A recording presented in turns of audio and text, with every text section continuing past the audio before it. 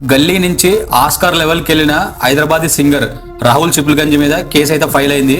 ఇది నిజమేనా అంటే ఇదైతే నిజమే. బట్ రాహుల్ సిపుల్గంజ్ ఒక్కటే కాదు, ఇతనితో పాటు 16 మంది ఉన్నారు.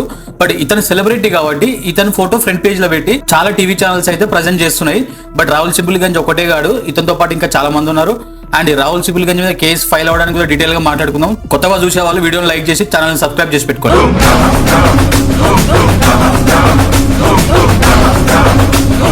యాక్చువల్ గా మ్యాటర్ ఏంటంటే మన టాలీవుడ్ లో ఫేమస్ సింగర్ అయిన రాహుల్ సిపుల్గంజ్ గల్లీ నుంచి ఇంటర్నేషనల్ లెవెల్ కి అయితే ఎదిగిండు, అది మన అందరికి తెలిసే.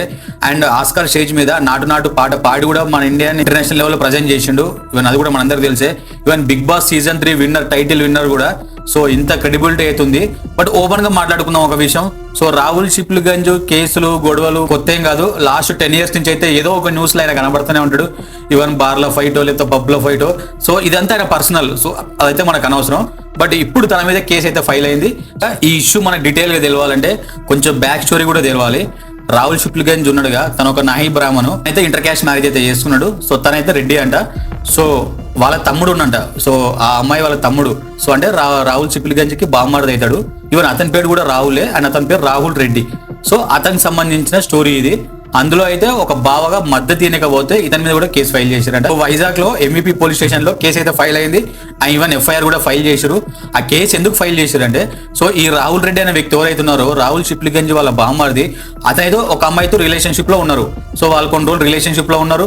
సో తర్వాత తను ఆ అమ్మాయి అయితే పెళ్లి చేసుకుని అడిగినందుకు తినైతే ఎస్కేప్ చేసుకుంటూ వస్తున్నాడంట. సో తనని పెళ్లి చేసుకునే ఉద్దేశం లేదు. బట్ ఆ అమ్మాయి అయితే ఖచ్చితంగా నిన్నే పెళ్లి చేసుకోవాలని చెప్పి పట్టుబట్టిందంట. సో దానికి వీళ్ళు ఆ అమ్మాయికి సంబంధించిన కొన్ని ఫోటోస్ అవి ఇతని దగ్గర పెట్టుకొని ఆమెను బ్లాక్ మెయిల్ చేసిన అని చెప్పేసి ఒక వర్షన్ అయితే వినిపిస్తుంది. ఇంకో వర్షన్ ఏంటంటే రాహుల్ సిపుల్గంజ్ ప్లస్ ఇంకొంతమంది కలిసి ఆ అమ్మాయిని కూర్చోబెట్టి సెటిల్మెంట్ కి పిలిచారు. అండ్ ఆ అమ్మాయి చేత కొన్ని సంతకాలు అవి పెట్టించారంట. సో ఆ అమ్మాయి చేత ఇంకెలాంటి కేసులు అవి పెట్టియొద్దని చెప్పి బెదిరించారని చెప్పి కూడా కొన్ని అయితే ఇది ఒక వర్షన్ లాగా వినిపిస్తుంది. సో మొత్తానికి అయితే ఆ అమ్మాయి అయితే కేసు అయితే ఫైల్ చేసింది. సో అందులో రాహుల్ రెడ్డి ఉన్నాడు, రాహుల్ సిపుల్గంజ్ ఉన్నాడు. వీళ్ళతో పాటు ఇంకొక 13 మంది కూడా ఉన్నారు బయట వాళ్ళు, ఆ ఫ్రెండ్స్ అందరు కలిసి. అండ్ ఈ ఇష్యూలో వీళ్ళతో పాటు కొంతమంది జర్నలిస్టులు కూడా ఉన్నారంట. అండ్ అలాగే కొంతమంది అడ్వకేట్స్ కూడా ఉన్నారంట. సో మొత్తం కలిపి ఒక 16 మంది అయితే. బట్ ఇష్యూ అయితే పెద్దగానే జరిగింది. బట్ వాళ్ళకున్న ఇన్ఫ్లుయెన్స్ వల్ల అదైతే బయటికి అయితే రాలేదు. సో ఫైనల్ గా ఆ అమ్మాయి అయితే ధైర్యం చేసి PS లో కంప్లైంట్ కూడా రైజ్ చేసిందంట. సో యాక్షన్ అయితే తీసుకుంటున్నారు. సో ఇది ఒక వర్షన్. బట్ ఇంకొక వర్షన్ కూడా ఉండొచ్చు. ఇంట్రోగేషన్ అయితే నిజాలని బయటికి రావు.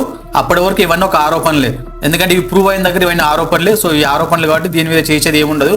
ఎప్పుడైతే ఇంట్రోగేషన్ అయిపోయిన తర్వాత అప్పుడు నిజాలైతే బయటకు వస్తావో, ఈవెన్ ఆ అమ్మాయి తప్పు ఏమైనా ఉందా అప్పుడు చూసి ఎవరికి ఏ విధంగా శిక్ష పడాలనేది ఇంకా కోర్టులో డిసైడ్ చేస్తారు. బట్ రాహుల్ సిపుల్గంజ్ అయితే మధ్యవర్తిగా ఉన్నందుకు ఇతని మీద కేసు ఫైల్ అయ్యని చెప్పి అంటున్నారు.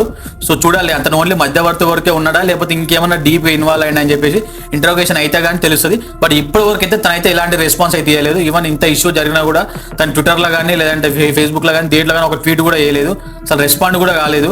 అండ్ మీకేమనిపిస్తుంది, రాహుల్ సిపుల్గంజ్ నిజంగానే తప్పు చేసిండా లేదంటే అతని క్రెడిబిలిటీ పడేయాలని చెప్పేసి, తన సెలబ్రిటీ కాబట్టి తనని ఏమైనా కావాలని చెప్పి ఏమైనా ఇరికిచ్చిరా?